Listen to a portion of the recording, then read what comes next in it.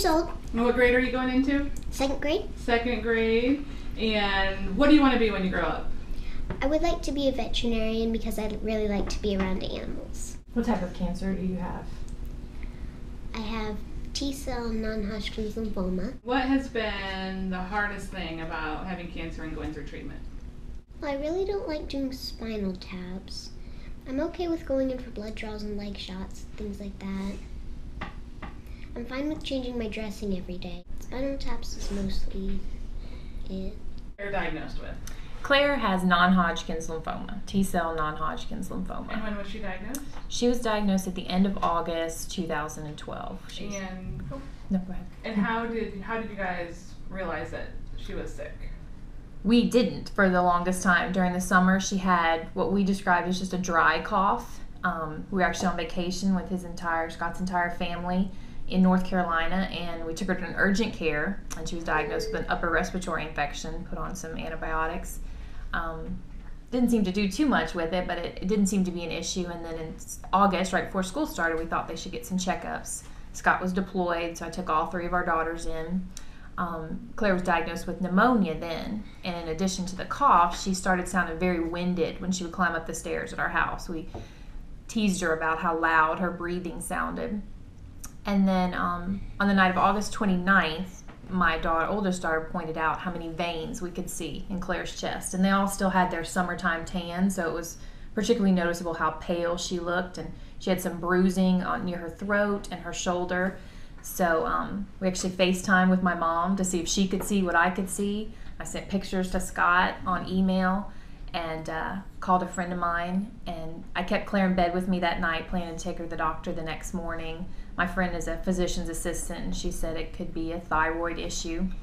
So we went to our local doctor the next day, got some blood work done and a chest x-ray, and they pulled me back into the room and said that we needed to go ahead and go to Wesley and have a CT scan, that something had showed on her x-ray, and we needed to get some better pictures of that. That was at 11 o'clock in the morning, and by 6 o'clock that night, Claire was admitted to the hospital, and the attending pediatrician pulled me out in the hallway and said that she had lymphoma.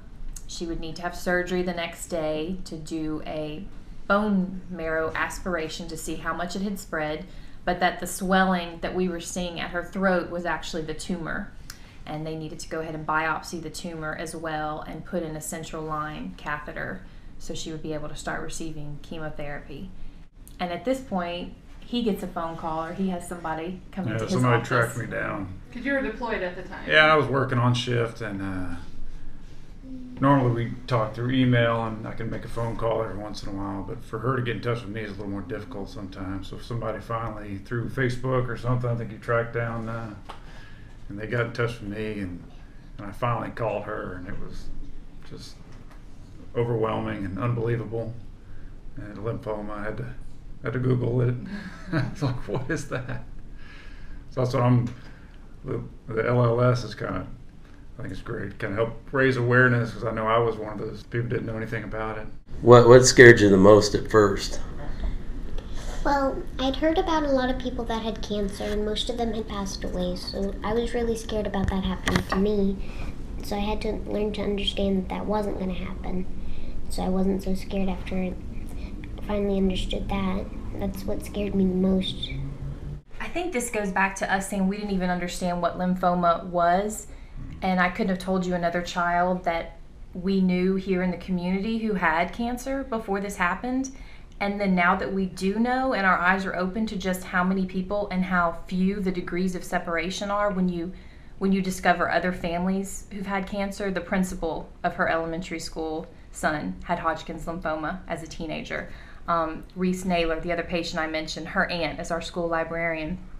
And these are just a few of the kids. Dr. Rosen, the local pediatric oncologist, sees probably hundreds of kids, and these are local kids here in Kansas, and it's not just kids. I mean, obviously that's what we're drawn to and we think about, but it's an incredible organization, Leukemia Lymphoma Society, doing real work that helps not just local families but everyone. So I think you've got the two sides to it. You've got the research that the Leukemia Lymphoma Society funds, the awareness they raise, and the support that they bring to families. So anyone who comes out and supports the Light the Night walk is supporting local families like ours, and we appreciate that more than we can put into words. So thank you. Go Blaze Crew!